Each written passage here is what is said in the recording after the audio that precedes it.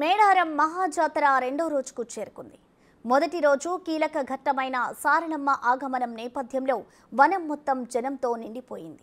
కన్నేపల్లి నుంచి సారలమ్మ అమ్మవారిని ఆదివాసీ పూజారులు డోలు వాయిద్యాలతో తీసుకొచ్చి అర్ధరాత్రి 12:20 గద్దెలపై ప్రతిష్ఠించారు.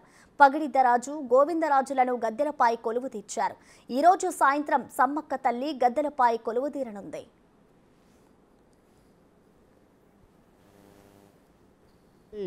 వసతులు ఏర్పాటు చేశారు, క్యూ కూడా ఏర్పాటు చేశారు. అదేవిధంగా జాతరలో అత్యంత కీలక ఘట్టమైన సమ్మక్క ఆగమనం నేడు జరగనుంది. చిలకలగుట్ట నుంచి ప్రధాన దేవత సమ్మక్క తల్లిని గద్దెలపైకి తీసుకురానున్నారు. పూజారులు చిలకలగుట్ట అడవిలోకి వెళ్లి సమ్మక్క తల్లికి రహస్య పూజలు నిర్వహిస్తారు. అనంతరం అక్కడి నుంచి కుంకుమ భరిణె రూపంలో ఉన్న సమ్మక్క తల్లిని గుట్ట కిందకి తీసుకొస్తారు. ఈ సందర్భంగా జిల్లా అధికారుల సమక్షంలో ఎస్పీ శబరీష్ గాల్లోకి 10 రౌండ్ల కాల్పులు జరిపి సమ్మక్క రాకను ఆహ్వానిస్తారు. సమ్మక్క రాక నేపథ్యంలో భక్తుల సంఖ్య భారీగా పెరిగే అవకాశం ఉందని భావిస్తున్న అధికారులు ఏర్పాట్లను ముమ్మరం చేశారు.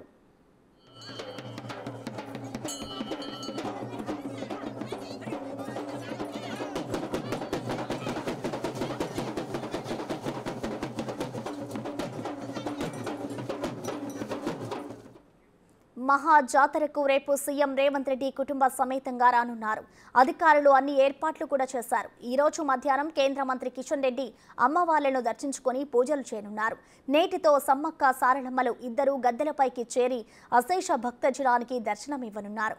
ఇద్దరు తల్లులు గద్దెలపైకి చేరుకోవడంతో మేడారం ప్రాంగణం శక్తిపీఠంలా మారనుంది.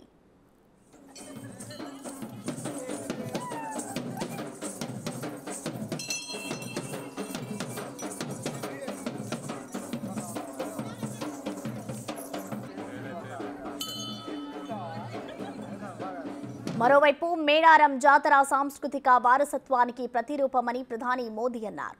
తెలంగాణ ప్రజలకు శుభాకాంక్షలు తెలిపారు. దేశంలోనే అతిపెద్ద గిరిజన జాతరన్న ప్రధాని ప్రజల ఐక్యతకు ఇలాంటి వేడుకలు దోహదం చేస్తాయని పేర్కొన్నారు. సంస్కృతి సాంప్రదాయాల వారసత్వాన్ని సజీవంగా నిలుపుతాయని అభిప్రాయం వ్యక్తం చేశారు.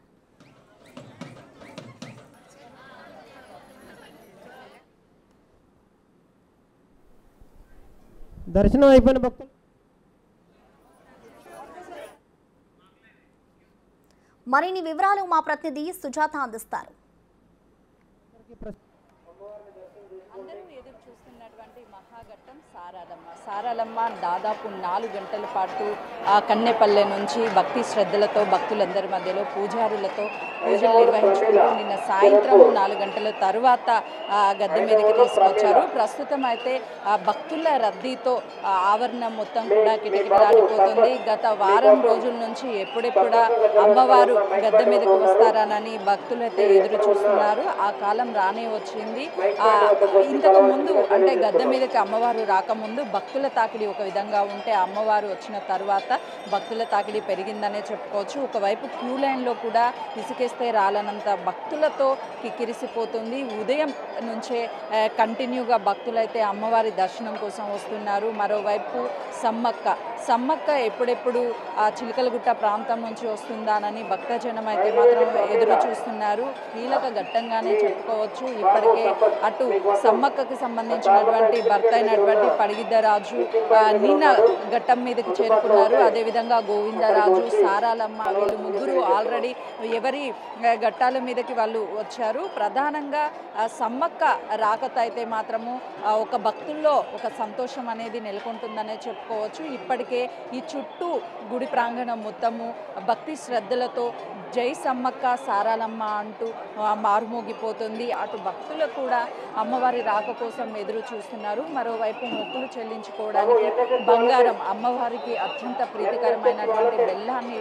బంగారంగా పిలుస్తారు. ఇక్కడ ఆ బంగారంతో తమ మొక్కులని చెల్లించుకుంటున్నారు. మరోవైపు సారాలమ్మ నిన్న సాయంత్రమే గద్దె మీదకి రావడంతో భక్తులు అమ్మవారిని అయితే దర్శించుకుంటున్నారు. మరోవైపు ఈరోజు ఈరోజు ప్రత్యేకించి సాయంత్రము చిలకలగుట్ట నుంచి సమ్మక్క రాకకి సంబంధించి ఇప్పటికే రోడ్స్ మీద అంతా కూడా క్లియర్ చేశారు. మరోవైపు అటు ఈ జాతరకి సంబంధించినటువంటి అన్ని ఏర్పాట్లు కూడా ప్రభుత్వం ఏర్పాటు చేయడంతో వచ్చే భక్తులకి ఎలాంటి ఇబ్బందులు కలగకుండా క్యూ లైన్లు కూడా ఎక్కడికక్కడ కికిరిసిపోతున్నప్పటికీ 1 by 1 ఇక్కడ ఉన్నటువంటి వాళ్ళందరూ కూడా దర్శనం వరకు అయితే తీసుకువెళ్తున్నారు. మరోవైపు బీజేపీ రాష్ట్ర అధ్యక్షులైనటువంటి కేంద్ర మంత్రి అయినటువంటి కిషన్ రెడ్డి కూడా ఈరోజు అమ్మవారిని దర్శించుకోవడానికి వస్తారు. మహాఘట్టం ముగిశాక అమ్మవార్లు ఇక్కడ కొలువు తీరాక ఘట్టం మీదకి తర్వాత వాళ్ళు మళ్ళీ తిరిగి వాళ్ళని తీసుకువెళ్ళాక అప్పుడు ఈ ఘట్టం అనేది ముగిసిపోతుంది. అప్పటి వరకు అందరూ వచ్చినటువంటి భక్తులందరూ ఇక్కడే ఉంటారు. ఈ మహా జాతరని చూసేందుకే ప్రత్యేకించి అయితే మాత్రము అటు ప్రతి ఒక్కరూ ఈ రాష్ట్రాల నుంచి ఇక్కడికి వచ్చి అమ్మవారిని దర్శించుకుంటూ ఉంటారు. కెమెరామెన్ సంతోష్తో సుజాత, మేడారం.